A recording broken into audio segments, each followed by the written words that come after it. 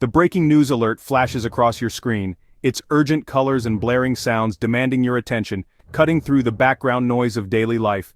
It's a jarring interruption to an ordinary day. One moment you're sipping coffee or scrolling your phone, the next, the world feels suddenly unstable. A news anchor appears, speaking in a somber tone, their face etched with concern and uncertainty, as if they too are processing the gravity of the moment. Behind them, a map glows with hotspots, each one representing a potential flashpoint. Animated lines trace naval movements in a distant, contested sea, hinting at the complexity of the situation. A collision, an accident, a misunderstanding. Two powerful nations have had a dangerous encounter at sea. The details are still emerging, but the implications are already sending shockwaves. Across the globe, the world holds its breath, waiting to see what happens next. In city squares and quiet homes, people pause, united by uncertainty. The stock markets waver, a barometer of global anxiety. Numbers flicker and fall, reflecting the collective fear of what escalation could mean for everyone. Diplomats scramble to gather information, trying to piece together the puzzle. Every phone call, every message could be crucial in preventing disaster. This is not a movie script, it is a potential reality in our interconnected age. The stakes are real, and the consequences could be felt everywhere. The initial incident is often just the spark, one moment that can ignite a much larger fire if not contained quickly. The tinder has been accumulating for years, made of unresolved disputes, simmering rivalries, and old wounds that never fully healed. Each layer adds to the risk. The first few hours are critical, a test of leadership and restraint. Decisions made now could shape the future for generations. The question is simple: can we put the fire out before it consumes us all? Or will hesitation and miscalculation allow it to spread beyond control? Understanding how a major conflict could begin is about being informed and vigilant. In a world on edge, awareness is our first line of defense. History rarely repeats itself exactly, but it often rhymes. World War I began with a single event, the assassination of an archduke. A regional crisis spiraled out of control, pulling nations into a catastrophic war. This pattern of escalation from a small incident is a crucial lesson. Wars are often the product of miscalculations and a failure of diplomacy. Leaders, driven by public opinion, make decisions that lead to disastrous outcomes. The period before World War II offers insights into unchecked aggression. Small invasions were met with stern words but little action, emboldening aggressors. Ignoring growing threats allows them to fester and grow into something menacing. Recognizing these patterns helps us navigate the challenges of our own time. Picture a sweltering day in the South China Sea, a region bustling with activity. The waters are teeming with fishing boats, their nets cast wide, and military warships, their presence a constant reminder of the geopolitical tensions simmering beneath the surface. In this charged atmosphere, the U.S. Navy undertakes a freedom of navigation operation, a routine yet provocative maneuver, as it sails through these contested waters, asserting its right to traverse international seas. A Chinese destroyer, vigilant and unyielding, shadows the American vessel. The air is thick with tension, as radio operators on both sides exchange terse warnings, each side unwilling to back down. In such a high-stakes environment, even a minor mechanical failure or a simple miscalculation could escalate into a collision, sparking a crisis with far-reaching consequences. As the situation unfolds, both nations' media outlets, fueled by nationalism, broadcast dramatic footage, each side blaming the other for the heightened tensions. In the corridors of power in Washington and Beijing, leaders are under immense pressure to respond decisively. The world watches as they weigh their options, knowing that their decisions could alter the course of history. The initial response is crucial. Will they choose to de-escalate, seeking diplomatic solutions, or will they double down, risking further military escalation? China, perceiving the incident as a direct provocation, might respond by closing off the area, effectively creating a blockade that disrupts vital sea lanes. In response, the U.S. could deploy additional naval assets to the region, a move that could trigger a feedback loop of military buildup, each side matching the other's show of force. Allies such as Japan and Australia, bound by treaty obligations and shared interests, might rally to support the U.S., their warships joining the American fleet in a show of solidarity. The conflict transcends regional boundaries, becoming a test of international law, the principle of freedom of navigation, and the delicate balance of power in the Indo-Pacific. A seemingly small spark in the South China Sea has the potential to ignite a firestorm, engulfing the entire Indo-Pacific region in its flames. The stakes are incredibly high and the world watches with bated breath, aware that the outcome could reshape global dynamics.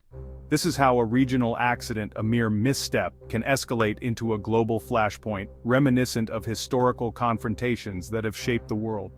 The future of international relations hangs in the balance, as nations grapple with the complexities of diplomacy, power, and peace in an increasingly interconnected world.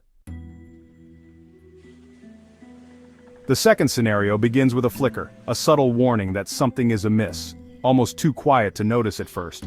On a seemingly ordinary Monday morning, the lights suddenly go out across a sprawling major city. Traffic signals fail, elevators grind to a halt, and the hum of daily life is replaced by confusion and uncertainty. It soon becomes clear that this is no ordinary power outage. News broadcasts and emergency alerts confirm the worst. A massive, coordinated cyber attack has struck, targeting the very infrastructure that keeps the city running. The country is paralyzed.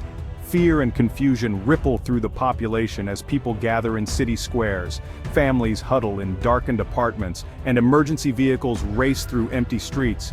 The sense of vulnerability is overwhelming. The immediate challenge is attribution. Unlike traditional attacks, cyber attacks are notoriously difficult to trace.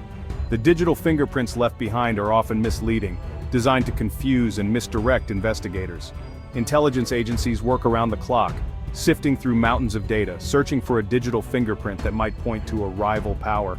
Every clue is scrutinized, every anomaly investigated. The victim nation now faces an agonizing choice: how to respond to a crippling attack that has left millions in the dark and the economy at a standstill. The pressure on leaders is immense. A digital counterattack might seem like a proportional response, but it carries risks.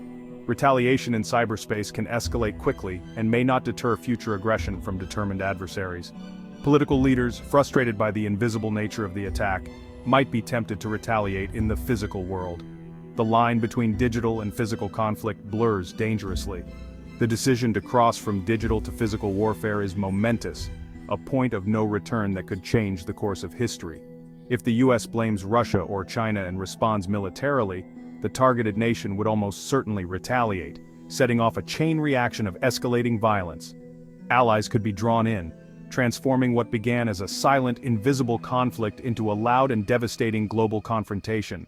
The stakes are higher than ever. The ambiguity and anonymity of cyber warfare make it a uniquely dangerous pathway to global conflict. Misunderstandings and misattributions can have catastrophic consequences. Navigating this new landscape requires not just advanced technology, but also new international rules, transparency, and a strong commitment to oversight. Only then can we hope to prevent the silent war from erupting into open chaos. Our third scenario unfolds under the hot desert sun of the Middle East. A high-tech drone strike hits a convoy carrying an Iranian military official.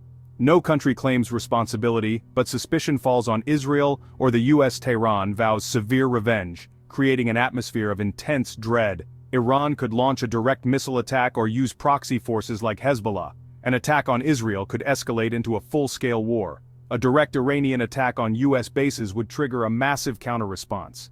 Iran could attempt to close the Strait of Hormuz, affecting the global economy. The economic fallout would draw in major powers like China and Europe. The Middle East becomes the central theater for a larger confrontation. Regional tensions become the catalyst for a worldwide war. The stakes are high and the world watches closely. In our interconnected world, a conflict rarely stays between just two nations. The international system is built on alliances, treaties, and mutual defense pacts. These agreements provide security but also act as powerful escalators. Once triggered, they can transform a local conflict into a global war. If a clash in the South China Sea leads to hostilities, the US could invoke defense treaties. This would obligate nations like Japan or the Philippines to join the conflict. China might have its own understandings with countries like Russia or North Korea. A major cyber attack on a NATO country could be grounds to invoke Article 5. These alliances create tripwires across the globe, raising the stakes quickly. Understanding these commitments shows how quickly the stakes can rise.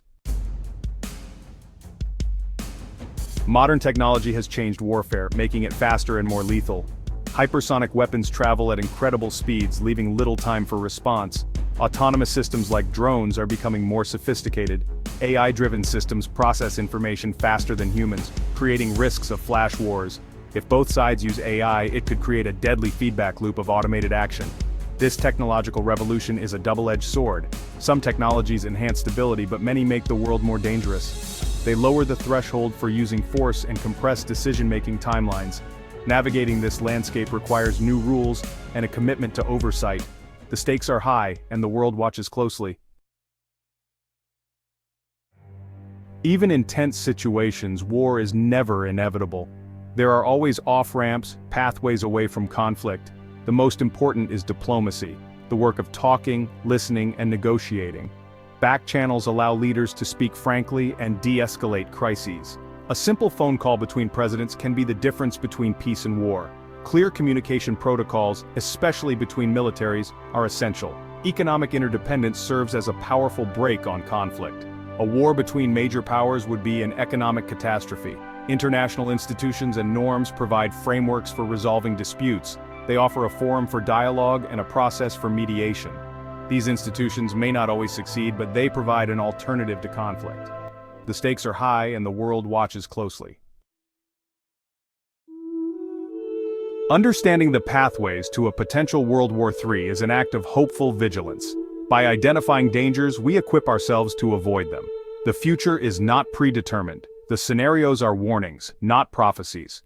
The responsibility for peace does not rest solely with leaders. Citizens have a vital role in demanding wise and restrained leadership. An educated and engaged public is a strong bulwark against reckless decision-making. Supporting diplomacy and foreign aid helps address root causes of conflict. International institutions and arms control agreements are essential components of peace. The quest for peace is rooted in the belief that our shared humanity is stronger than division. By understanding risks and demanding accountability, we can ensure a third world war remains fiction.